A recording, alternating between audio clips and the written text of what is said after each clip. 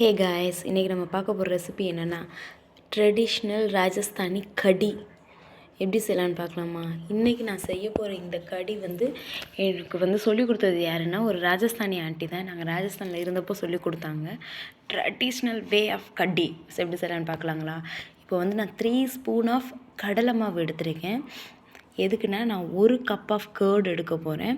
So அதனால் 3 spoon, அந்த ஒரு கப்பில் 1/4 பாகம் தாங்க இருக்கணும். அதாவது பார்த்திங்கன்னா 1/4 அந்த ரேஷியோ இருக்குது பார்த்திங்களா, அந்த ரேஷியோ எடுத்துக்கோங்க. எடுத்துகிட்டு அதில் லம்ஸ் இல்லாமல் நல்லா க்ளீன் பண்ணணும். மெயினாக கடலை மாவு கட்டி இல்லாமல் பார்த்துக்கணும். இதுதான் மெயின் டிப் அவங்க நமக்கு சொல்லிக் கொடுத்ததே.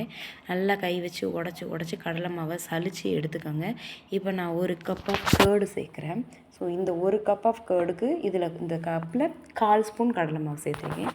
நல்லா விஸ்கு வச்சு அடிச்சுக்கோங்க. அண்ட் இது ட்ரெடிஷ்னல் மெத்தட் ஆஃப் கடி செய்கிறது ரொம்ப ரொம்ப ஈஸிங்க. அதுவும் அவங்க நமக்கு சொல்லிக் கொடுத்த மெத்தட் இருக்கே, பக்கா யார் வேணாலும் செய்யலாம். ஸோ நல்லா தண்ணி இந்த கேர்டு சேர்த்துக்கோங்க.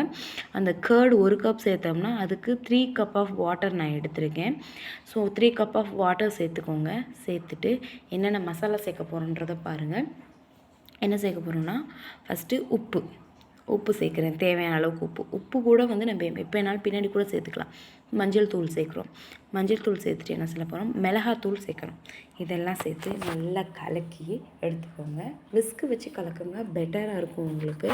ஸோ கடி சேர்க்குறதுக்கு விஸ்கு வச்சு கலந்துட்டு எண்ணெய் சர்சோ தேலில் செய்வாங்கங்க. ராஜஸ்தானில் குளிர்காலத்தில் சர்சோ தேல்லையும் இல்லைன்னா கீல சுத்தமான தேசி கீல செய்வாங்க. அண்ட் இதுக்கு என்னென்ன போடுறாங்கன்னு பாருங்கள்.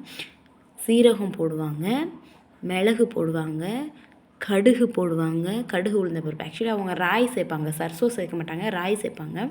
நம்ம கடுகு சேர்க்குறோம். சேர்த்துட்டு அதுக்கப்புறம் வெந்தயம், ஒரு துளி பட்டை சேர்க்குறாங்க.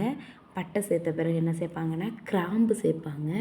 அதுக்கப்புறம் என்ன சேர்ப்பாங்கன்னா 2 உடைச்ச ஏலக்காய் சேர்ப்பாங்க. அதுக்கப்புறம் என்ன சேர்ப்பாங்க, ஏலக்காய் சேர்த்துட்டு நான் உடச்சி செய்கிறேங்க. அப்போ தான் அந்த ஃப்ளேவர் நல்லா இறங்கும். அதே மாதிரி உடைக்காமல் சேர்த்திங்கன்னா வெடிச்சு நம்ம கண்ணிலே பட்டுரும். ஸோ வெடித்து சேர்த்துக்கோங்க. கடி பத்தா, கருவேப்பிலை. இப்போ நம்ம செய்கிறது என்னது, கடியோட மெயின் டிஷ்ஷே கடி பத்தா போடுறேன்னா அது கடியே கிடையாது. ஸோ கடி பத்தா மீன்ஸ் கருவேப்பிலை. அந்த கருவேப்பிலை சேர்த்து ஃபட்டாஃபட் வெடிக்க விடுங்க. அண்ட் ட்ரெடிஷ்னல் வே ஆஃப் கடியில் வெங்காயம் சேர்க்க மாட்டாங்க. பட் நான் இன்றைக்கி குழந்தைங்களுக்கு ரொம்ப சம்மர் டைம் இருக்கிறதுனால சின்ன வெங்காயம் சேர்க்க போகிறேன். அது சாதத்தில் வச்சு கொடுக்க ரொம்ப டேஸ்ட்டாக இருக்கும்.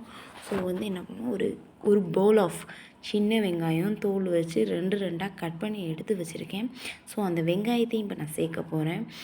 நீங்கள் என்ன சர்சு தேயில செஞ்சிங்கனாலும் நல்லாயிருக்கும், கீயில் செஞ்சாலும் நல்லாயிருக்கும். இல்லை நல்லெண்ணெய் இல்லைன்னா நீங்கள் எந்த ஃப்ளேவர் இல்லாத ரீஃபைன் ஆயிலில் செஞ்சிங்கன்னா கூட நல்லா தான் இருக்கும். ஸோ நான் சின்ன வெங்காயம் சேர்த்துட்டு வதக்க போகிறேன். நல்லா வதக்கணும். மெயின் இன்க்ரீடியண்ட் என்னென்னா பூண்டு, லசோன்னு சொல்லுவாங்க. பூண்டு நல்லா ஒரு பெரிய பூண்டு எடுத்து லைட்டாக தோலை எடுத்துகிட்டு நல்லா நச்சு வச்சுருக்கேங்க. அந்த பூண்டையும் சேர்த்துட்டு நல்லா வதக்கணும். நல்லா வதக்கி நமக்கு அந்த வெங்காயம் பசங்க சாப்பிட்ற ஸ்டேஜ் வரணும். இப்போ பாரு, பசங்களுக்கு சொல்லணும்னா நமக்கு ஸ்பைஸியாக சமைப்போம், அடுத்து பசங்க சாப்பிட மாட்டாங்க. ஸோ மெயினாக நம்ம எப்போயுமே பசங்களை கான்சன்ட்ரேட் பண்ணி தான் நம்மளோட குக்கிங் இருக்கும். ஸோ ஸ்பைசஸ் மட்டும் உங்களோட டேஸ்ட்டுக்கு ஏற்ற மாதிரி ஸ்பைசினஸ் ஆட் பண்ணிக்கோங்க. நான் கொஞ்சம் ஸ்பைசினஸ் கம்மியாக தான் சேர்ப்பேன். போட்டு லைட்டாக அந்த வெங்காயம் வதங்குறதுக்கு தேவையான உப்பு, ஆல்ரெடி நம்ம கேர்டில் அங்கே உப்பு சேர்த்துருக்கோம். ஸோ வெங்காயத்துக்கு தேவையான அளவுக்கு மட்டும் பவுடர் சால்ட் சேர்க்குறேன். நான் அங்கே கேர்டில் ராக் சால்ட் சேர்த்தேன், இங்கே பவுடர் சால்ட் சேர்த்துட்டு நல்லா வதக்க போகிறோம். வதக்கிட்டு நீங்கள் பட்டை மிளகாய் சேர்க்கலாம்.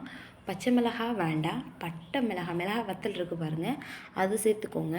நான் என்ன பண்ண போகிறேன்னா மிளகாவை லைட்டாக எண்ணெயில் வதக்கி எடுத்து தனியாக வச்சுக்க போகிறேன். அதுக்கப்புறம் பசங்களுக்கு கடி கொடுத்த பிறகு தான் நமக்கு அந்த பட்டை மிளகாவை நான் சாப்பிட்றதுக்கு யூஸ் பண்ணுவேன். ஸோ நீங்களும் பட்டை மிளகாய் சேர்த்துக்கோங்க. பட்டை மிளகாவை எப்போயுமே 2 கட் பண்ணியோ இல்லை நுனியை கிள்ளிட்டோ போடணும், இல்லைன்னா பட்டை மிளகாவும் வெடிக்கும்.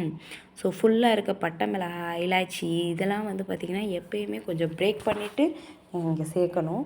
அதை மைண்டில் எப்போயுமே ஞாபகம் வச்சுக்கோங்க. பிகினர்ஸ் இதெல்லாம் நல்ல எக்ஸ்பீரியன்ஸ்டு விமன்ஸ்க்கு நல்லாவே தெரியும். பட் பேச்சுலர்ஸ் அண்ட் பிகினர்ஸ்க்கு தெரியாது. நானே ரொம்ப நாள் கழித்து தான் இதை கற்றுட்டேன். ஸோ நீங்களும் சேர்த்துக்கோங்க. சேர்த்துட்டு தக்காளிலாம் நம்ம சேர்க்க தேவை கிடையாது. ஏன்டா நம்ம செய்கிறது கடி கேர்டில் உப்பு இருக்கும். இன்னொரு மெயின் திங், இப்போ நம்ம அந்த கேர்ட் மிக்ஸ் இருக்குது பார்த்தீங்களா, கேர்டும் கடலை மாவு மிக்ஸ் அதை சேர்த்துக்க போகிறோம். ஸோ இப்போ நான் ஒரு 2-3 டிப் கொடுக்குறேன், இதை மட்டும் மைண்டில் வச்சுக்கோங்க. கடிக்கு தண்ணி எவ்வளோ வேணுமோ ஸோ அதை வந்து நீங்கள் ஸ்டார்டிங்லேயே சேர்த்துக்கிறணும். 3 பவுல் ஆஃப் வாட்டருக்கு பதிலாக நீங்கள் 4 ஆர் 5 பவுல் ஆஃப் வாட்டர் கூட சேர்த்துக்கலாம். அதே மாதிரி கேர்டு நான் 1 கப் எடுத்தேன்.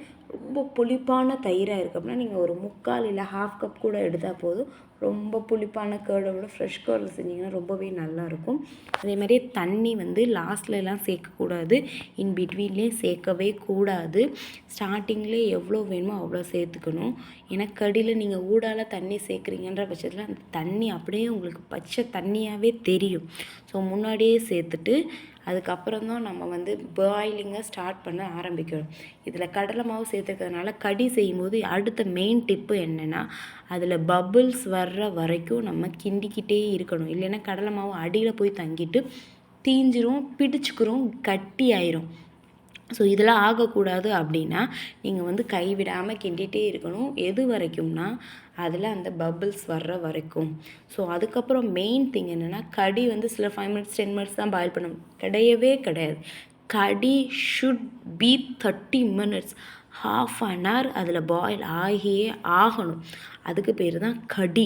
ஸோ வந்து 1/2 மணி நேரம் நம்ம இதில் சில்லி பவுடர்லாம் சேர்த்துருக்கோம்ல, அந்த மஞ்சள் தூள், சில்லி பவுடர், கடலை மாவு எல்லாமே பாயில் ஆகி அந்த கேர்டோடு அப்படி மேர்ஜ் ஆகி வரணும். ஸோ அதுக்கு 1/2 மணி நேரம் நீங்கள் அடுப்பில் அதை வச்சே ஆகணும். வேறு வழியே இல்லை. Traditional style original taste of கடி உங்களுக்கு வேணால் நீங்கள் 1/2 hour அதை பாயில் பண்ணியே ஆகணும். ஸோ பாயில் பண்ணுங்கள். அதே மாதிரி ராஜஸ்தானில் வந்து பார்த்திங்கன்னு வச்சுக்கோங்களேன், நம்மளோட வெங்காய போண்டா இருக்குது பார்த்தீங்களா, அதவே குட்டி குட்டியாக ஒரு ஸ்பூனாக பக்கோடா மாவு எடுத்து எண்ணெயில் பொரித்து அதை எடுத்து தயிரில் இந்த கடியில் போட்டு மிக்ஸ் பண்ணி கடி பக்கோடான்னு கொடுப்பாங்க. இதுவே நீங்கள் ஜம்மு சைடு போயிட்டீங்கன்னு வச்சுக்கோங்களேன், உளுந்த வடை இருக்குது பாருங்கள், அதை குட்டி குட்டியாக செஞ்சு அதை இந்த கேர்டில் போட்டு கடி பக்கோடான்னு கொடுப்பாங்க. ஸோ ராஜஸ்தானில் வெங்காய பஜ்ஜி, ஜம்மு சைடு உளுந்த வடை, ரெண்டையும் குட்டி குட்டியாக போட்டு கொடுப்பாங்க. அதுக்கு பேர் கடி பக்கோடா. இப்போ நம்ம செஞ்சுருக்கிறது வந்து வெறும் கடி. மெயின் இன்க்ரீடியன்ட் வந்து கொத்தமல்லி இருக்குது பார்த்தீங்களா, ஒரே ஒரு செடி கொத்தமல்லி எடுத்து நான் பொடியாக கட் பண்ணி மேலே சேர்த்துருக்கேன். கஸ்தூரி மேத்தி சேர்ப்பாங்க ராஜஸ்தானிலாம், கஸ்தூரி மேத்தி சேர்ப்பாங்க. நம்ம ஊரில் இப்போ கஸ்தூரி மேத்தி என்கிட்ட இல்லைன்றதுனால பட் கொரியாண்டர் லீவ்ஸ் ஆல்சோ நீங்கள் சேர்க்கலாம், ரொம்ப ஃப்ளேவர்ஃபுல்லாக இருக்கும். ஸோ கடி பக்கோடா வந்து இவ்வளோதாங்க. Original Rajasthani style and Marwadi style kadi is ready to serve. Really the best vegetarian dish. Tata, bye bye.